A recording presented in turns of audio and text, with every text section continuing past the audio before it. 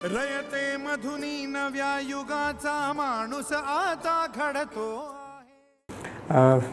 खरं तर बायोपिक असं म्हटलं की फक्त स्क्रिप्टचा अभ्यास असं न होता थोडासा त्या कॅरेक्टरचा अभ्यासही येतो, कारण सहसा आपल्याला जे थोर पुरुष असतात किंवा याच्यावर जेव्हा आपण बायोपिक्स बनवतो तेव्हा जी अवेलेबल माहिती असते ती खूप लिमिटेड असते. स्क्रिप्टमध्ये सुद्धा खूप लिमिटेड माहिती घेतली जाते, पण त्याबरोबर स्क्रिप्टबरोबर इतर थोडासा अभ्यास करून घेऊन मगच या चित्रपटाच्या दृष्टीने काम करण्याच्या दृष्टीने ज्याला आपण असं म्हणता येईल की दिग्दर्शकाची चर्चा, लेखक याच्याबरोबर थोडीशी चर्चा आणि मग काय करता येऊ शकेल आणि मग स्क्रिप्ट असा सगळा विचार करून घेऊन मग संकलन याच्याकडे वळलो असं म्हणायला हरकत नाही.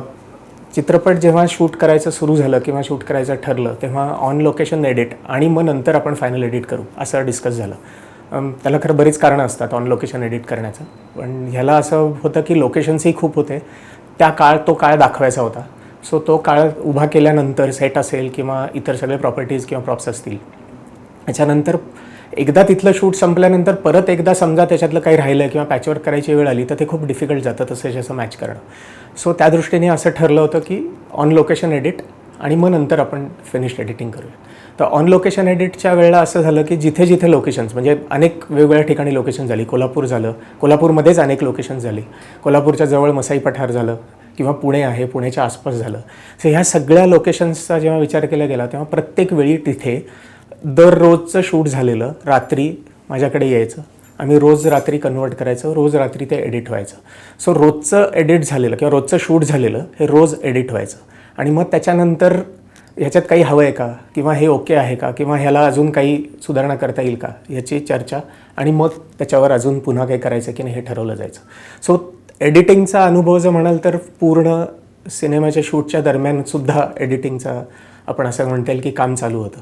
त्यानंतर जेव्हा फायनल एडिट किंवा शूट संपल्यानंतर जेव्हा एडिटला बसलं गेलं तेव्हा एडिटच्या दृष्टीने विचार केला तर चित्रपटाची लांबी ही साधारण 3 ते 4 सिनेमे होतील एवढी लांबी झालेली होती.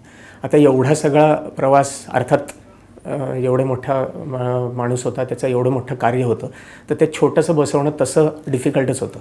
त्यामुळे त्याचा विचार करता त्याचा स्पॅन जो होता किंवा लेंथ जी होती ती थोडीपेक्षा खूप जास्त झाली होती खरं तर. त्यानंतर असं ठरलं की आपण त्याच्या दृष्टीने काय कमी करता येईल ते बघूयात. मग ते डिस्कशन करून ते थोडंसं कमी करण्यात आलं. तरीसुद्धा सिनेमाची लांबी असं जर म्हटलं तर युज्युअली सिनेमाची लांबी 2-2.5 तासाची जी असते त्याच्यापेक्षा ह्याची लांबी खूप जास्त होती. परत एकदा ठरवून मग आता काय करता येऊ शकेल याचं डिस्कशन होऊन मग फायनली आत्ता जो चित्रपट तयार झालेला आहे 2 तास 20 मिनिटाच्या आसपासचा, तो फायनल एडिट करून रेडी करण्यात आला. रयते मधुनी नव्या युगाचा माणूस आता घडतो आहे।